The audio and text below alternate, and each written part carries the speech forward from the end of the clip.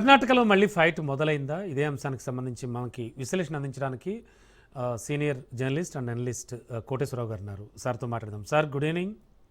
Good evening. Good evening sir, కర్ణాటకలో ఏం జరుగుతోంది? మళ్ళీ కర్ణాటకం మొదలైందంటారా? అండ్ సార్, అసలు యాక్చువల్గా 2023లో గవర్నమెంట్ ఏర్పాటయ్యే టైంలో పవర్ షేరింగ్ ఫార్ములాను అయితే ఉభయ పక్షాలు కూడా అంగీకరించేశారు. అయితే కొందరి వాదన ఇది. అసలు యాక్చువల్గా జరుగుతోంది ఏంటి? మళ్ళీ ఇప్పుడు ఇది ఎందుకు ట్రెండింగ్లోకి వచ్చిందంటారు? అప్పుడు వచ్చినటువంటి వార్తల ప్రకారం 2.5 సంవత్సరాల తర్వాత డికే శివకుమార్ ముఖ్యమంత్రి పదవిని స్వీకరిస్తారు అనేటువంటిది గతంలో వచ్చినటువంటి వార్తలు. ఇప్పుడు ఆ 2.5 సంవత్సరాల గడువు అయిపోయింది. అందువలన ఈ రచ్చ మళ్ళా మొదలైందనేటువంటిది మనకి స్పష్టంగా కనిపిస్తుంది. అందుకని ఎవరికి వారు దోబూచులాడుతున్నారు. పదవిలో కొనసాగాలని సిద్ధరామయ్య, ఏ విధంగానైనా ముఖ్యమంత్రి పీఠం ఎక్కాలని డికే శివకుమార్ చూస్తున్నారు. అయితే డికే శివకుమార్కు ఉన్నటువంటి ఒక మైనస్ పాయింట్ ఏంటంటే ఆయన మీద ఉన్నటువంటి కేసులు. ఒకవేళ ఏ కారణంతో అయినా డికే శివకుమార్ కనుక ముఖ్యమంత్రి పీఠాన్ని అధిష్ఠిస్తే వెంటనే కేంద్రంలో ఉన్నటువంటి బీజేపీ ఈ దర్యాప్తు ఏజెన్సీస్ ని ఉసిగొలిపి లేదా ఇతరతర ఆయన పీఠానికి ఎసరు తీసుకొస్తే అదొక కొత్త రాజకీయ సంక్షోభానికి దారి తీసేటువంటి అవకాశం ఉందనేది ఒక అభిప్రాయం. ఈ నేపథ్యంలో చూసినప్పుడు సిద్ధరామయ్యని గనక మార్చివేస్తే ఇప్పటికే కేంద్రంలో ఉన్నటువంటి కాంగ్రెస్ నాయకత్వం అనేక సమస్యల్ని ఎదుర్కొంటా ఉంది.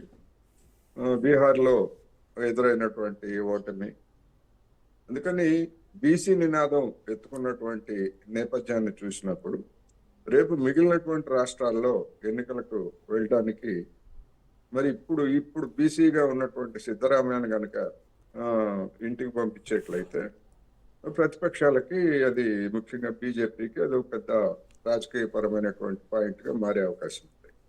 అందువలన కరవమంటే కప్ప కోపం, విడవమంటే పాము కోపం అన్నట్టుగా ఇప్పుడు కాంగ్రెస్ అధిష్టాన పరిస్థితి తయారైందని మాత్రం చెప్పచ్చు. సార్, అంటే ఇప్పుడు 2.5 years ఒకళ్ళు, 2.5 years మరొకళ్ళు అనేది ఆల్రెడీ ఏపీలో గత ప్రభుత్వంలో కూడా చూసామండి. అంటే మినిస్ట్రీస్ కానీ ఇంకా కొన్ని విషయాల్లో. అయితే ఇదే టైప్ ఆఫ్లో ఆల్రెడీ ముందు ఒప్పుకుని ముందు అంగీకరించి సీఎం అయిన తర్వాత ఇప్పుడు ఎందుకని మంకుపట్టు పడుతున్నట్టుగా అర్థం చేసుకోవాలి సిద్ధరామయ్యని? ససేమిరా నేను వదలను అంటున్నాడండి ఆయన చేరు. ఎట్లా అంటే ఇప్పుడు ఇవి చాలా డెలికేట్ గా ఉంటాయి. ఎక్కడ రాతపూర్వకంగా లేదా ఏ విధమైనటువంటి డాక్యుమెంటెడ్ ఒప్పందాలు కావు ఇవి. అంటే జెంటిల్ వర్డ్, నోటి మాట, జెంటిల్ వర్డ్ వచ్చేసరికి 2.5 సంవత్సరాల తర్వాత పరిస్థితులు డిఫరెంట్ గా ఉంటాయి. రెండోది, ఈ విధమైనటువంటి కుమ్ములాటలు గనక కంటిన్యూ అయ్యేట్లయితే మళ్ళా తిరిగి కర్ణాటకలో కాంగ్రెస్ అధికారానికి వస్తుందా అనేటువంటిది సమస్య కూడా వస్తుంది. అందుకని నేను అనుకోవటం ఏంటంటే పిల్లిపోరు పిట్టపోరు పిల్లి అన్నట్టుగా ఇప్పుడు ఆ పరమేశ్వర్ అనే ఆయన నేను కూడా రంగంలో ఉన్నాను అని చెప్పేసి మొన్న ఒక ప్రకటన చేశాడు. అవును. మరి అంటే అతను దళితుడు. అవును. ఆ విధంగా అతన్ని మరి అధిష్టాన వర్గంలో ఉన్నటువంటి కొంతమంది ఆ రూపంలో ప్రోత్సహించారా అనేటువంటిది అనుమానం. ఎందుకంటే కాంగ్రెస్ అలాంటి తప్పుడు రాజకీయాలు చేయడంలో, రకరకాల వర్గాలను ప్రోత్సహించడంలో అది పేరు మోసింది. అందులోనూ కర్ణాటకలో అటువంటి పనులు చేసి ఆంధ్రప్రదేశ్ లో ఎట్లాగైతే చావు దెబ్బలు తిన్నదో కర్ణాటకలో కూడా అదే విధమైనటువంటి రాజకీయాలు చేసి కాంగ్రెస్ పార్టీ తన ఎత్తున తానే చేయబెట్టుకుంది.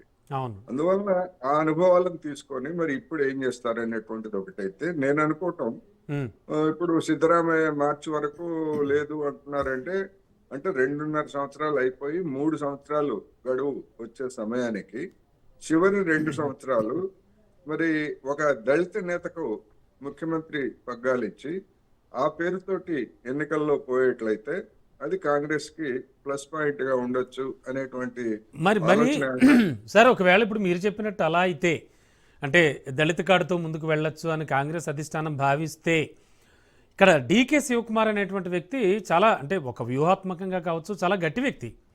మనకు తెలియంది కాదు. గతంలో ఆయన పర్ఫార్మెన్స్ కావచ్చు, అలాగే ఆయన ఒక ట్రబుల్ షూటర్గా ఇలా డిఫరెంట్ డిఫరెంట్ యాంగిల్స్ నుంచి చూస్తే ఆయన ఖచ్చితంగా డిఫరెంట్. మరి ఆ వర్గం ఒప్పుకుంటుందంటారా? అక్కడి నుంచి ఏం వ్యతిరేకత రాదా? ఆ వర్గం ఒప్పుకుంటుందా లేదా అనేటువంటిది కాదు. మొత్తంగా దేశంలో మేము ఒక దళితుడిని ముఖ్యమంత్రి చేశాము అనేటువంటి దాన్ని చెప్పుకోవడానికి కాంగ్రెస్ పార్టీకి ఒక పాయింట్ దొరుకుతుంది. అందుకని అటువంటి సందర్భాల్లో ఇప్పుడు డికే శివకుమార్ కి ఆయన ఆర్థిక ప్రయోజనాలకు కానీ లేకపోతే ఇతరత్ర వాటికి కానీ ఇప్పటి వరకు ఏమి ఎలాంటి ఇబ్బంది లేదు. ఎవరి వ్యవహారం వాళ్ళు సాగిస్తూనే ఉన్నారు. కాకపోతే ముఖ్యమంత్రి పదవి అనేటువంటిది తప్ప మిగిలినటువంటి హవా అంతా డికే శివకుమార్ నడుస్తా ఉంది కదా. ఆల్రెడీ ఉప ముఖ్యమంత్రి ఆల్రెడీ ఉప ముఖ్యమంత్రిగా ఉన్నాడు. ఆయన దగ్గర డబ్బు ఉంది. ఆ డబ్బుతోటి కొంతమంది ఎమ్మెల్యేలు ఎట్లా మాట్లాడారంటే అట్లా మాట్లాడవచ్చు. కానీ అది ఒక్కటే ఉండదు. పార్టీ మొత్తంగా చూసుకున్నప్పుడు ఆల్ ఇండియా లెవెల్లో తిరిగి కోలుకోవాలి అనేటువంటి యావలో ఉన్నటువంటి ప్రభుత్వము కొన్ని సందర్భాల్లో మరి అట్లాంటి వాటిని అణిచివేయడానికి కూడా అవకాశం ఉంటుంది. ఇప్పుడు మనం కేరళలో చూసాం. చెన్నితాల రమేష్ అనేటువంటి అతను పవర్ఫుల్ లీడర్ కాంగ్రెస్ లో. కానీ అక్కడ ఉన్నటువంటి ఈక్వేషన్స్ లో మరి అతనికి అధిష్టాన వర్గం అవకాశం ఇవ్వలేదు కదా గతంలో. ప్రతిపక్ష నాయకుడిగా కూడా అతన్ని చేశారు తప్ప కాంగ్రెస్ ఫ్యూచర్ సీఎం ఇతనే లేకపోతే అంటే అధికారానికి వస్తే అనుకోండి అక్కడ అటువంటిది అక్కడ ఇవ్వలేదు. అందుకని అక్కడ ఉన్నటువంటి స్థానికంగా ఉన్నటువంటి పరిస్థితులను బట్టి కాంగ్రెస్ కూడా వెనకాల ముందు ఆడుతా ఉందనేది మనకి స్పష్టంగా కనిపిస్తా ఉంది. ఈ పంచాయతీ గనక ఇట్లా గనక కొనసాగితే అటు డికే శివకుమార్ కి, సిద్ధరామయ్యకి, పరమేశ్వర్కి, ఖర్గేకి, రాహుల్ గాంధీకి అందరికి 0 అవుతుంది కర్ణాటక.